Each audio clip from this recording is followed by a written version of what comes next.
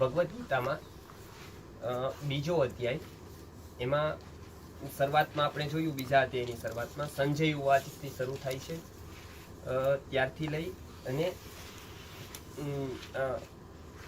બીજા અધ્યાયની શરૂઆત થાય છે. એમાં પહેલો જ વિષય છે કે અર્જુનની જે લડાઈ ન કરવા અંગેના જે પ્રશ્નો છે એ 1 થી 10 સુધી, 1 થી 7 સુધી જોયા હતા. 7મા શ્લોકમાં, બીજા અધ્યાયના 7મા શ્લોકમાં જે અર્જુન છે એ શિષ્યત્વ સ્વીકાર કરે છે, કે એવું કહે છે કે સાધિમાન ત્વમ પ્રપન્ન યસ શ્રેયસ્યા તન નિશ્ચિતમ બ્રૂહિ. મતલબ જે મારા શ્રેય કલ્યાણની વાત હોય એ મને કહો.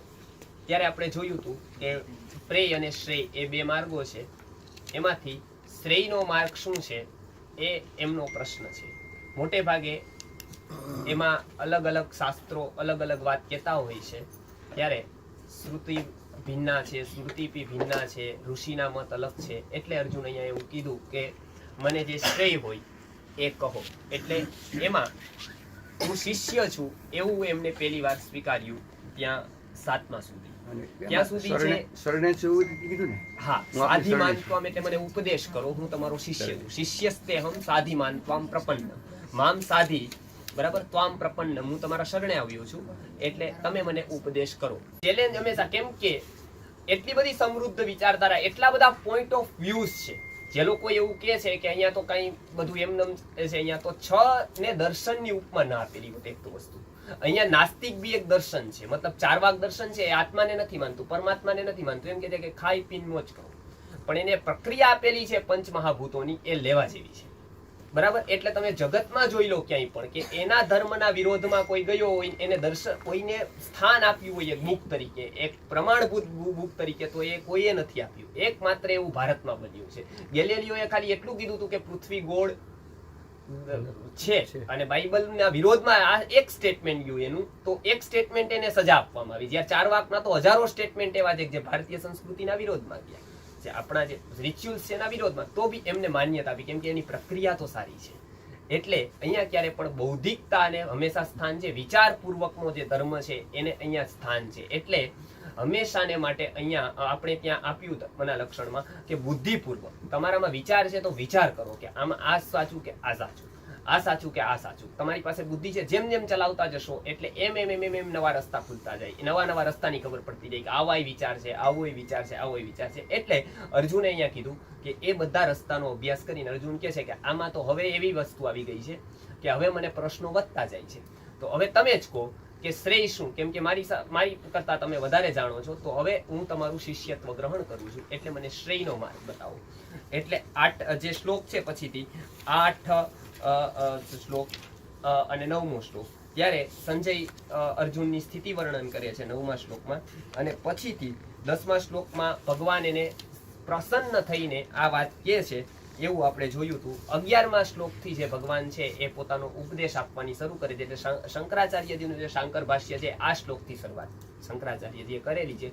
ઘણા લોકોએ ભગવદ્ ગીતાની 2 ભાગ પાડેલા છે. એક પ્રસ્તાવના રૂપ ભગવદ્ ગીતા છે, એમાં પહેલો અધ્યાય લીધેલો છે, અને બીજા અધ્યાયથી ઘણા લોકો શરૂઆત કરે છે. ઘણા લોકોએ આ 11મા શ્લોકથી, બીજા અધ્યાયના 11મા શ્લોકથી જ શરૂ કરેલી છે ગીતાને, કેમ કે ભગવાનનો જે વાસ્તવિકતા ઉપદેશ છે ને, જેમ આપણે આવીએ પણ ટાઈમ 9:30 હોય, તો મારું કદાચ અહીંયા ડોક્યુમેન્ટેશન કોઈ કરે તો એવું કે 9:30 થી 11 સુધી, 10:30 સુધી બોલ્યા, પણ એવું ન હોય. હું તો 9 વાગે આવી ગયો તો 9 વાગ્યાનો બોલતો હતો, પણ વાસ્તવમાં 9:30 થી જે ઓફિશિયલ ટાઈમ છે એ લેવાનો. એમ ગીતા ઓફિશિયલ રીતે ક્યારે ભગવાન જે કીધું હતું, આ તો ફોર્માલિટી કરતા હતા કે ભાઈ અર્જુન ક્યારે અત્યારે એમ યોગ્ય ક્યારે થાય છે, અને વાસ્તવિકતા જિજ્ઞાસા છે કે નથી. જો જિજ્ઞાસા હોય તો હું એમને કહું.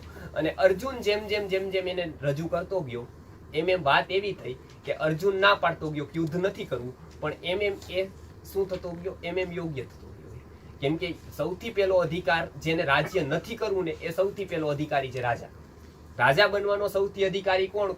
એવી વ્યક્તિ કે જેને રાજ્ય કરવું જ નથી, કે જેને પદનો મોહ જ નથી. કેમ કે કોઈ પણ વ્યક્તિ આસક્તિ રહિત કામ ત્યારે કરી શકે કે જ્યારે મોહિત ન હોય. એટલે ભારતીય કોઈ પણ વ્યવસ્થા જોવો, ચિકિત્સા વ્યવસ્થા જોવો, એજ્યુકેશન વ્યવસ્થા જોવો, કોઈ પણ માં જો સંભાળનાર વ્યક્તિ હોય ને, તો એ તપસ્વાધ્યાય નિરત હોય છે. આપણે શું કરીએ, આ મોટું એક પેલું છે. આપણે એવું કહીએ છીએ કે ભાઈ જેની પાસે વધારે પૈસા હોય ને અથવા વધારે કોઈ મોટો વ્યક્તિ હોય ને એ 5-7 વસ્તુ આવી સંભાળીએ. શું કામ કે એની પાસે એટલા બધા પૈસા છે એ ખોટું નહીં કરે. પણ ભારતીય સંસ્કૃતિ આમાં થોડું વિરોધ કરે છે કે ના એવું નથી, એને જરૂરી નથી એની પાસે બહુ પૈસા છે એટલે પૈસાનું મેનેજમેન્ટ કરી શકશે અથવા એને આસક્તિ નહીં હોય. એ લેવા દેવા જ નથી કાંઈ. એની પાસે કેટલા હોય એટલે આસક્તિ ન હોય. કોઈ કબીરજી જેવા હોય કે બિલકુલ પૈસા ન હોય ને બિલકુલ આસક્તિ પણ ન હોય.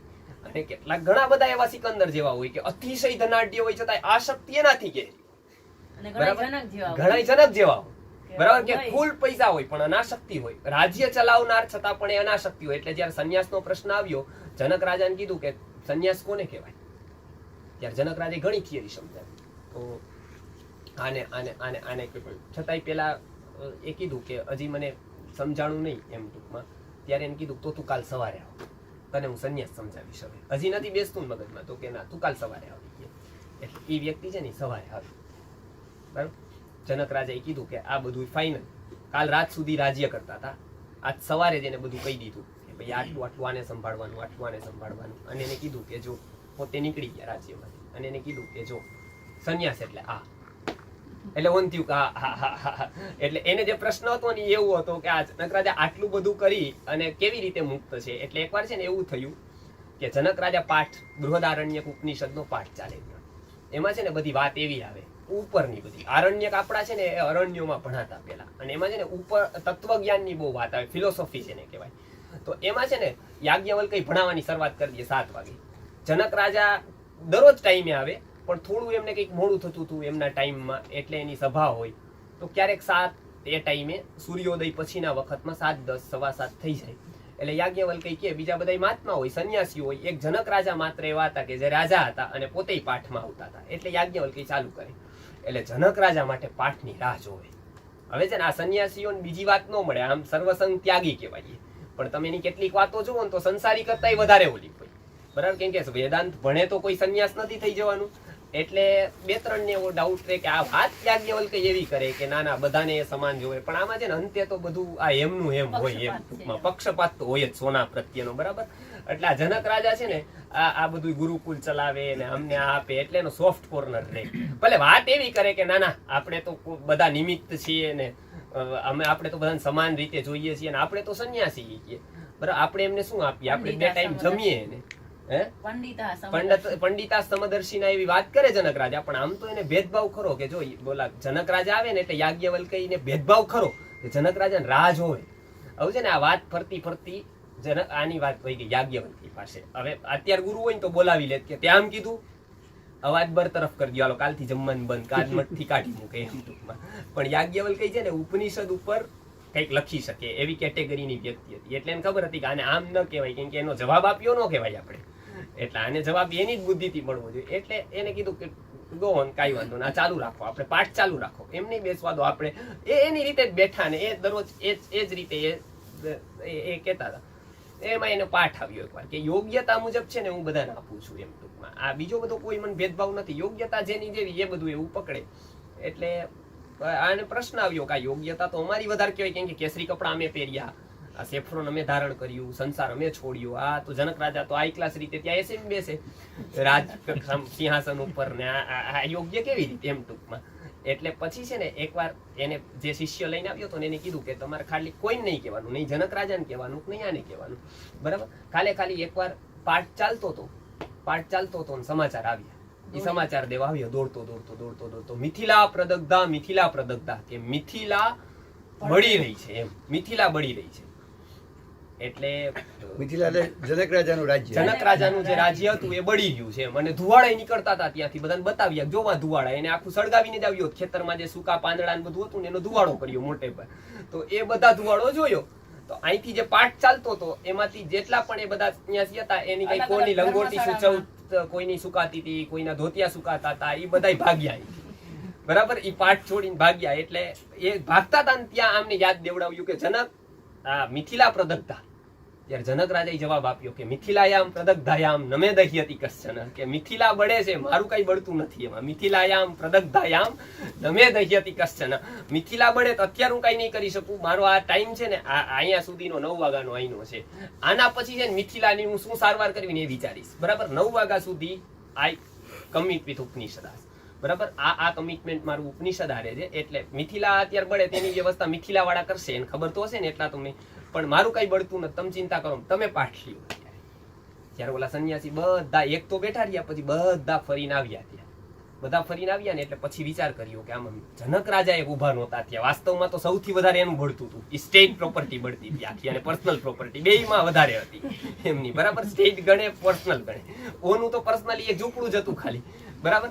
એટલે યાજ્ઞવલ્ક્યએ શું કીધું ત્યારે કે એ પ્રશ્ન નથી કે એની પાસે કેટલું છે, એની આસક્તિ કેટલી છે ને એ હંમેશા મેટર કરે છે. આ એવું બને કે એકવાર હંમેશા કોઈ પણ સુખ હોય, એ અહીંયા આપશે ભગવાન જવાબ, કે કોઈ પણ સુખ છે ને જેને મેળવી લીધું ને એને એક રસ્તો એ રે કે એ સુખ આવશે ને પછી હું પૂર્ણ થઈશ. આવી જે ભ્રાંતિ છે ને એ સુખ મળ્યા પછી નીકળી જાય. બરાબર. કદાચ પેલા યુવાન શું છે કે હરેક ઉંમરે અલગ અલગ સુખની વ્યાખ્યા થતી હોય. એટલે પેલા એવું હોય કે કોઈ નવયુવાન હોય ને એટલે એને એમ થાય કે ભાઈ હું પરણી જઈશ ને એટલે પછી મારા સુખના દિવસો શરૂ થયા. બરાબર. પછી લગ્ન થઈ જાય, પછી એને ખબર પડે કે આ તો લગ્ન થઈ ગયા, પણ આપણા તો કઈ સુખના દિવસો શરૂ ન થયા. થોડા જ દી થાય, એ 2-3 મહિના લાગે સુખ, પછી રૂટીન થઈ જાય પાછું. એટલે પાછું મન નવું માંગવા માંડે. એટલે અહીંયા તો શું છે કે આ આવશ્યકતા મનની છે એ પૂરી ન થાય, એટલે હંમેશા જે મળે એ વ્યર્થ થઈ જાય તમારા માટે. જે સુખ મળ્યું એ થોડા દિવસ છે. એટલે બુદ્ધ અને મહાવીર ભગવાન બુદ્ધ, ભગવાન મહાવીર હવે સંસાર છોડે નહીં, તેની પાસે બીજું કરવાનું જ ન રહ્યું કાંઈ. કેમ કે બધું જ મળી ગયું, કરે શું?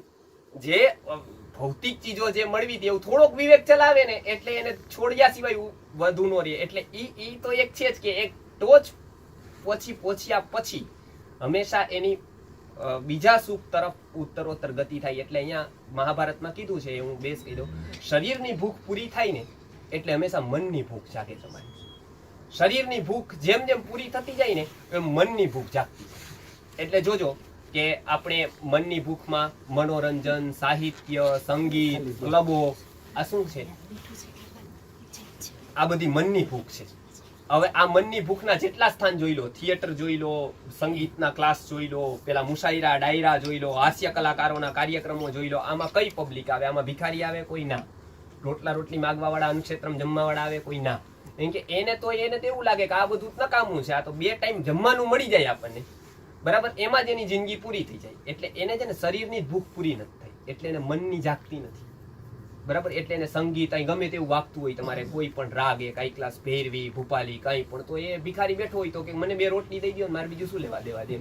ભૈરવી, ભૂપાલી વગાડો તમે. બરાબર. અને કેટલાય લોકો તેવું સમજે કે આ સારા, આ મોટા છે, એને આટલું બધું આ બધું એસી ને ઓલું હોવા છતાં તડકામ પિક્ચર ઓલું જોવા જાય, મેચ જોવા જાય. ત્યાં આ સ્ટેડિયમમાં બધા તડકામાં, એટલા બધા તડકામાં મેચ જોતા છે ને મૂર્ખ. આપણને ભગવાન એસી નું આપ્યું, નકર તો આપણે ત્યાં જ બેઠા રહે તેમ. એટલે એને તો કલ્પના એ જ હોય કે ભાઈ એસી ઓલ હોય ને આવું હોય તો આપણી જિંદગી માલામાલ એમ ટૂંકમાં. પણ એને ખબર નથી કે એ મળ્યા પછી છે ને બીજી એક ભૂખ જાગશે, મનની હશે એની.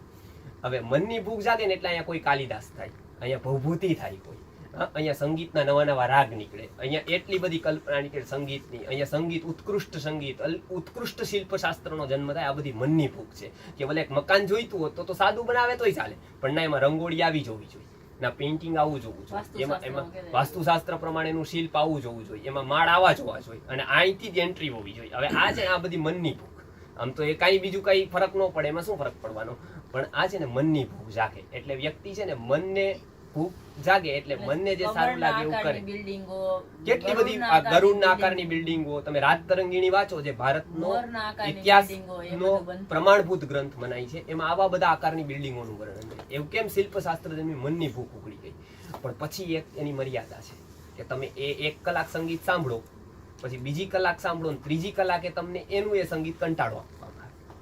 બરાબર. એકનું એક પિક્ચર તમે 3 વાર જોઈને બતાવો, ચોથી વાર તમે ન જોઈ શકો. કોક તો કદાચ તમને પ્રાઇઝ આપે ને કે આટલા પૈસા હવે તમે ત્યાં દઈને આવ્યા હતા, હવે ડાયરેક્ટર એવું કે હવે તમને અહીંયા હું બતાવું તમને પૈસા આપું, તોય તમે ન જોવો કે ના આવી પિક્ચર નહીં. એમ કે એની મર્યાદા આવી ગઈ. એ 3 વાર સાંભળો તો એ પૂરું થઈ જાય. એટલે જે નિત્ય ભારત કથા છે ને એ એક એવું અધ્યાત્મ છે કે જે અન્ન, અનુકૂળ પત્ની અને મહાભારતની કથા, આ 3 છે ને અપૂર્વાણી દિને દિને. આ છે ને તમે રોજ સાંભળો ને રોજ નવું લાગે એમાંથી.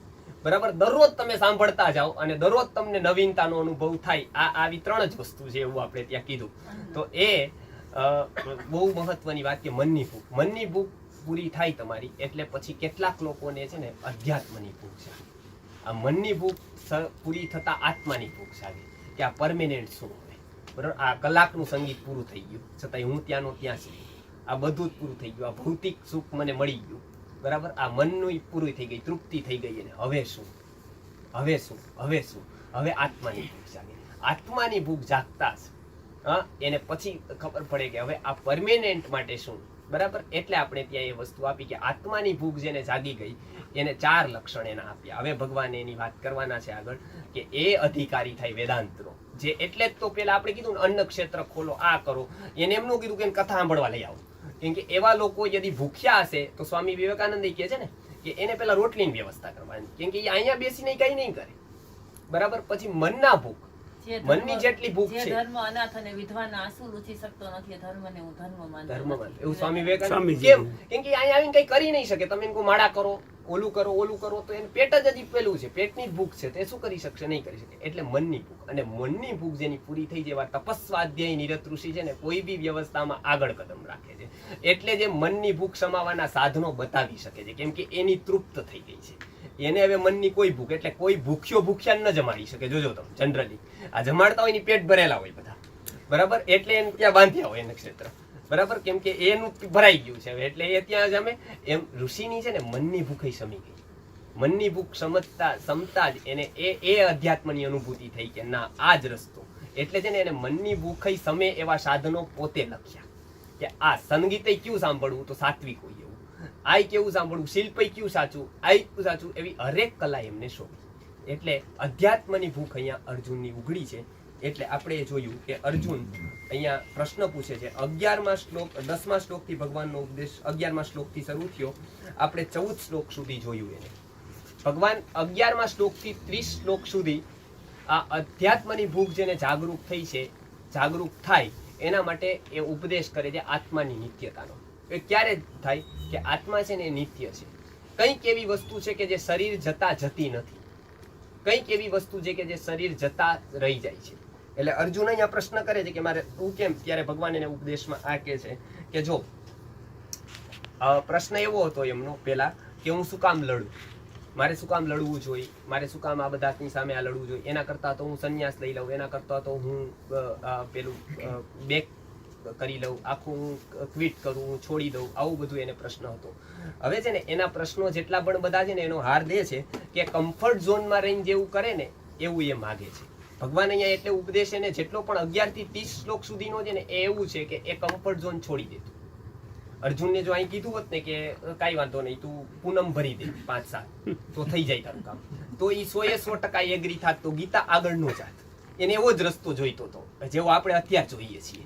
અત્યારે આખરી કેમ પડે? એટલે એ જે ગુજરાતી માણસ છે ને, અર્જુન ગુજરાતી નથી. જો એક કારણ એવું મળ્યું કે ગુજરાતી ન મળી. બરાબર, હરિયાણામાં આ સ્થાન, આના બધાના 11 કારણ મહાભારતમાં આપ્યા છે. એમાં છે ને આ એક કમ્ફર્ટ ઝોનમાં વ્યક્તિ રમવા વાળી હોય. બરાબર, આપણે જોઈ બહુ સારું, પણ આપણે દાવ ઉપર કાંઈ લગાવવાનું ન હોય. સમજાઈ ગયું? અહીંયા બેઠા બેઠા જો કાંઈ થતું હોય તો આપણે કરી દઈએ એમ. એટલે આપણે ત્યાં કીધું કે પેલું કીધું ને કે કોને કોને ક્યાં ક્યાં કર્મો કરા. સંસ્કૃતમાં આખું એનું સુભાષિત છે કે કોને કયો દેશ પસંદ કરવો. બરાબર, એમાં જ્ઞાની કો દખણ ભલો, બરાબર, કર્મી કો મહારાષ્ટ્ર, બરાબર, વિચારક કો બંગ ભલો, ઢોંગી કો ગુજરાત. બરાબર, કે અહીંયા જે લોકો જેવા જેવા કામ કરવાનું, માનો જ્ઞાન કોક ને જ્ઞાનમાં ફેમસ થવું હોય ને, અને અમે તો આ સાચે કર્યું, અમારે અનુભવ્યું કે બેંગ્લોર, હૈદરાબાદ ત્યાં પ્રોગ્રામ કરીને જ્ઞાની કો દખણ ભલો, જ્ઞાની કો દખણ ભલો, કર્મી કો મહારાષ્ટ્ર, બરાબર, વિચારક કો બંગ ભલો. બરાબર, હવે વિચારક જે કરવાની હોય દેશનો, રાષ્ટ્રનો, આ એને છે ને બંગાળમાં જાવ. એ વિચારક કોઈ થાય કે આ વ્યવસ્થા કરવી, આમ કરવું, જામ કરવું, એને બંગાળ. એટલે બંગાળે છે ને સૌથી વધારે ક્રાંતિકારીઓ બંગાળે આપ્યા અને સૌથી ઓછા ગુજરાતે આપ્યા. બરાબર, આ બેમાં ફરક એ છે કે હરેક દેશની એક મેન્ટાલિટી. જ્ઞાની કો દખણ ભલો. જો જ્ઞાનનું કામ કરવું હોય ને એટલે દક્ષિણમાં જાવ. દક્ષિણમાં છે ને જ્ઞાન જોવે એટલે પૂરું થઈ ગયું. એમ કે ના ના ये कहाँ है, ये कहाँ है. એટલે આપણે 5-7 કોટેશન કહીએ ને, ये यहाँ, ये यहाँ, ये यहाँ, यहाँ, તો એ કે નહીં ये બરોબર है, ये જ્ઞાની. તો એ છે ને એ પૂરેપૂરું ચાલે. બરાબર, હવે અહીં એને તકલીફ એ થાય કઈ કોઈ પૂછે જ નહીં એને. અહીં કોક માનો કઈ કેવા વાળા, કદાચ આપણે પૂછી લઈએ કઈ નો હગે કઈ જગ્યાએ છે ભાગવતમાં, તો અમને પઢાઈ નહીં. हम तो ऐसे ही निकल गए बाद में 50 साल का हो गया तो हमको लगा कि ये संसार में कुछ नहीं है तो निकल गए तो આ ચારે ચાર દેશની એટલે અર્જુન છે ને એ પ્રશ્નો એના કમ્ફર્ટ ઝોનમાં રહીને પૂછે છે. એ તમે લખી લીધું હશે, ન લખ્યું હોય તો પછી બી લખી શકો, બરાબર? એમની પાસે એક વખત બોલી લઉં છું. જ્ઞાની કો દખણ ભલો કર્મી કો મહારાષ્ટ્ર. કર્મ કરવું હોય ને જેને આવા બધા સમાજ સેવાના એના કામ, એને સૌથી વધારે મહારાષ્ટ્ર પ્રોપર, બરાબર? મહારાષ્ટ્રમાં એવો સપોર્ટ મળે એવો તમને કઈ પ્રદેશમાં ન મળે, બરાબર? પછી વિચારક કો બંગ ભલો અને ઢોંગી કો ગુજરાત, બરાબર? આ ચાર પ્રદેશ એવા આપણે ત્યાં એ ઘણી બધી જગ્યાએ અંગે બંગે કલિંગે છે, મહાભારતમાં બી આવા શ્લોક છે, પણ આ રીતનું નથી. ત્યાં એવું કીધું છે કે ઉત્પન્ને દ્રાવિડા ભક્તિ વૃદ્ધિં કર્ણાટકે ગતા ક્વચિત ક્વચિત મહારાષ્ટ્રે ગુર્જરે જીર્ણતાંગતા, કે ગુજરાતમાં ભક્તિ અતિ વિકૃત થઈ ગઈ એમ કે અહીંનું માનસ એવું કે 7 દીમાં જો પતતું હોય તો 8મો દીનો લાગુ છે આપણને મુક્તિનો. એટલે અર્જુને અહીંયા એવું ન માગ્યું જો આ 7 દી કદાચ કથા બધા કરી નાખી તો કદાચ જો પરીક્ષિત મહારાજની મુક્તિ થઈ ગઈ હતી એમ કદાચ મને મળી જતી હોય તો આવું બધું યુદ્ધમાં શું કામ કરવું? એટલે કદાચ આવું કદાચ થઈ શકતું હોય 7-8 દીમાં જો અપલિફ્ટમેન્ટ, તો કદાચ આવું બધું શું કામ કરવું એમ ટૂંકમાં. એટલે અહીંયા ઈઝી પ્રોસેસ નથી એવું ભગવાન સમજાવવા માટે એને માત્રા સ્પર્શાતું કૌંતેય એ કીધું કે શીતોષ્ણ સુખદ ખરા આગમા પાઈનો અનિત્યઃ તાન તિતિક્ષક્ષ્વ ભારત એવું તિતિક્ષક્ષ્વ ભારત એવું કીધું છે 14માં.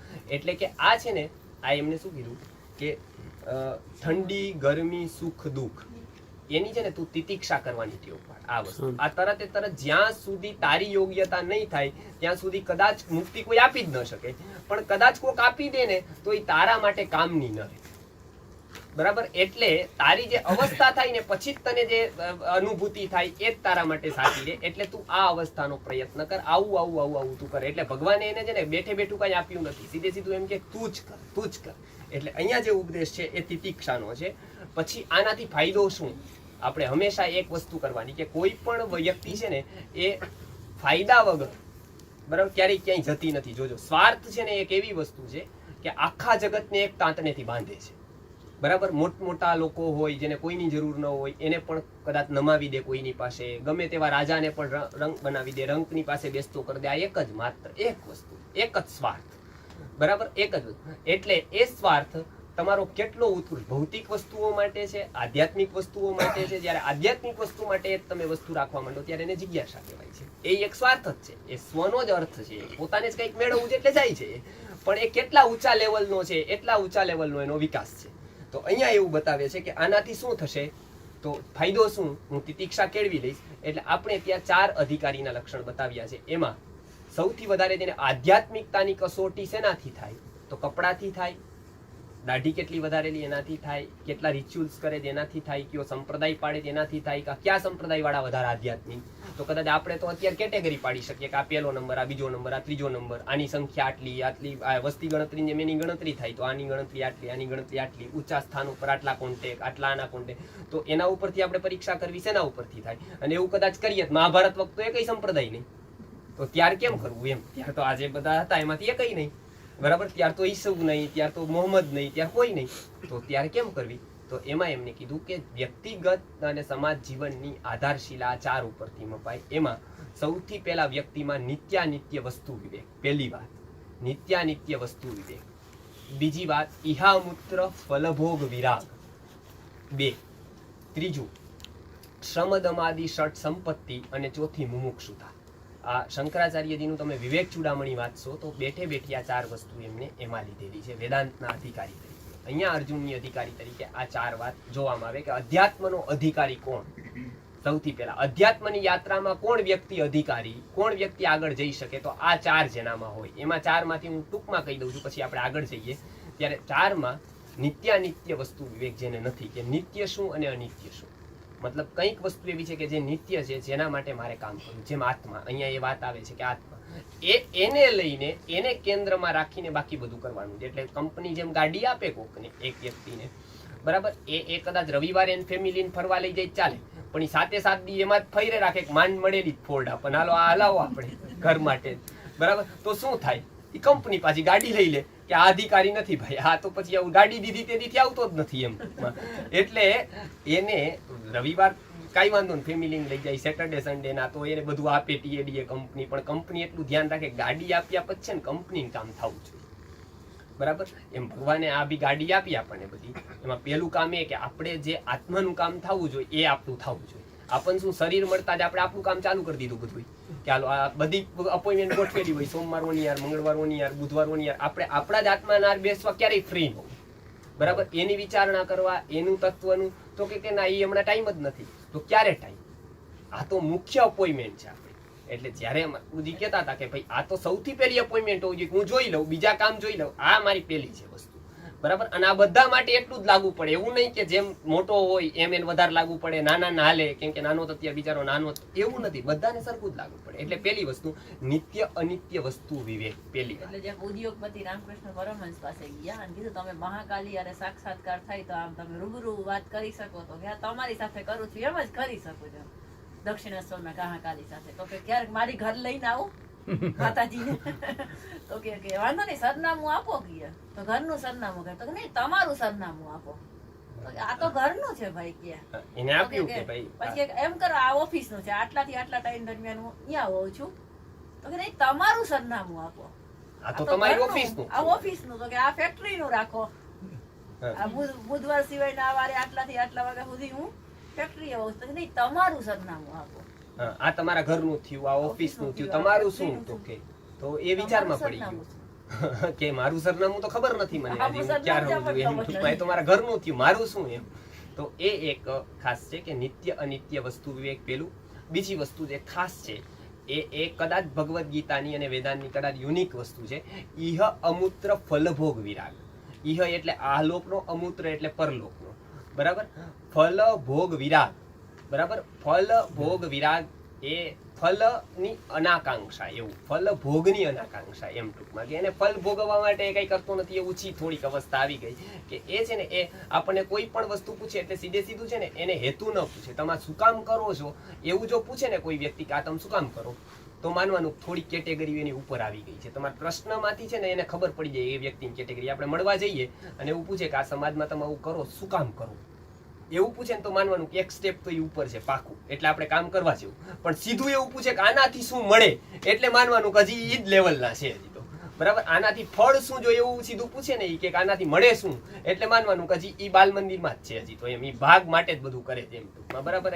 આનું મમ્મ એક બિસ્કિટ હોય તો ઓલાનું કદાચ મોટી મોટી, જેમ જેમ મોટો વ્યક્તિ એમ થાય. એટલે ફલભોગ વિરાગા બીજું અધિકારીનું લક્ષણ. ઈહ એટલે ઈહલોકનું સુખ, પરલોકના જે ભોગ છે એનો વિરાગ. એ ન ભોગવે એવું નથી, પણ એને અટેચમેન્ટ ન હોય.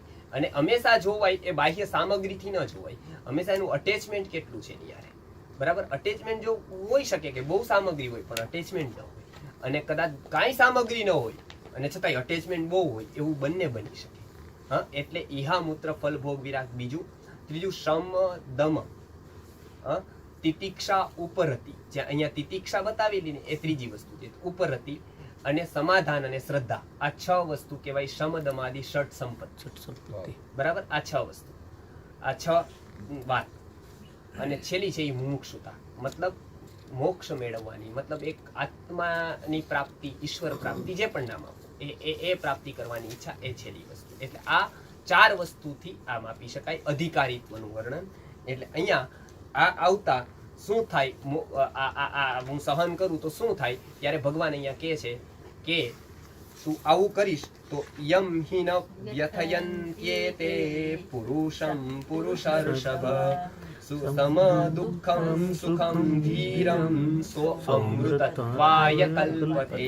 15મો શ્લોક, બરાબર. 15મા શ્લોકમાં શું કીધું કે યમ હિ ન વ્યથયન્ત્યતિ પુરુષમ પુરુષર્ષભ સમ દુઃખમ સુખમ ધીરમ સો અમૃતત્વાય કલ્પતે. આ મોક્ષ માટે અધિકારી થાય કે આ એક ઉત્તમ સિદ્ધિને પ્રાપ્ત કરી શકે.